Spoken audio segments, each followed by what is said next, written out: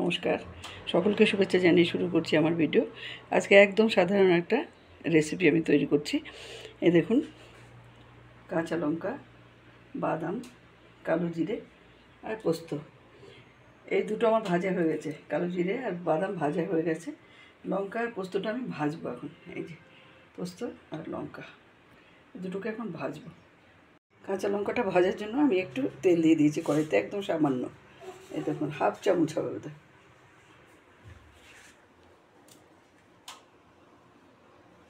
দিয়ে দিলাম কড়াইতে।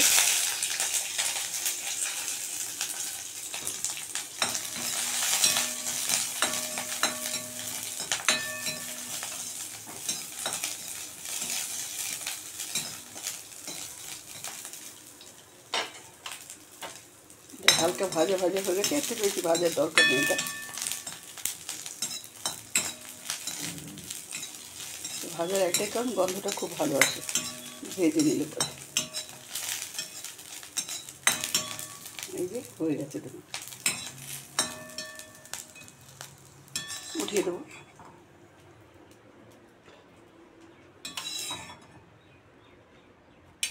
এবার দিয়ে দেবো পোস্তটা।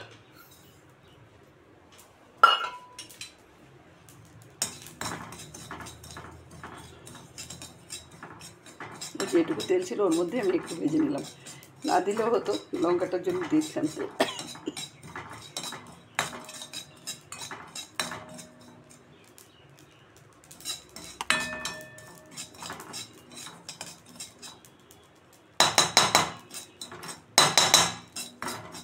এই যে হয়ে গেছে পোস্ত ভাজা, লাল লাল হয়ে গেছে, আর দরকার নেই, অফ করে দিলাম গ্যাস। এই যে সমস্ত উপকরণগুলো আমার এখানে রেডি আছে। এই যে এবার আমি শিলটা নেব।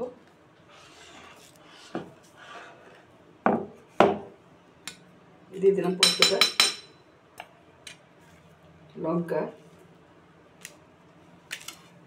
বাদাম আর কালো জিরে একসাথে দিয়ে দিলাম। দিয়ে দেবো সামান্য একটু লবণ।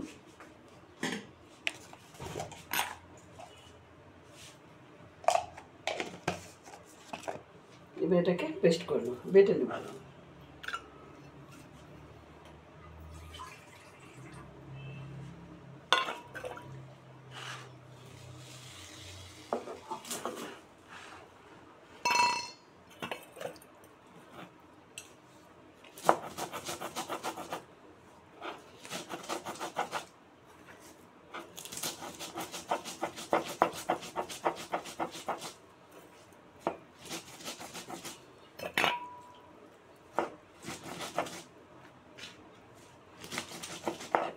এটাকে আমি এখন মিহি করে বেটে নেব।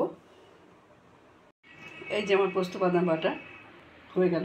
এভাবে বানিয়ে খেয়ে দেখবেন, মাছ মাংস দূরে রেখে দেবেন, এত টেস্টি, অসাধারণ লাগে খেতে। এইভাবে একটু পোস্ত, বাদাম, কাঁচা লঙ্কা আর কালো জিরে, লবণ, শুধু এই কটা জিনিস দিয়েই এত সুন্দর টেস্টি একটা জিনিস হবে। বানিয়ে খেয়ে দেখবেন, যদি ভালো লাগে একটা লাইক, শেয়ার আর কমেন্ট করে আমার পাশে থাকবেন। আর যদি নতুন বন্ধু হন, প্লিজ একটা সাবস্ক্রাইব করবেন। ধন্যবাদ, রাখছি। দেখা হচ্ছে পরের ভিডিওতে।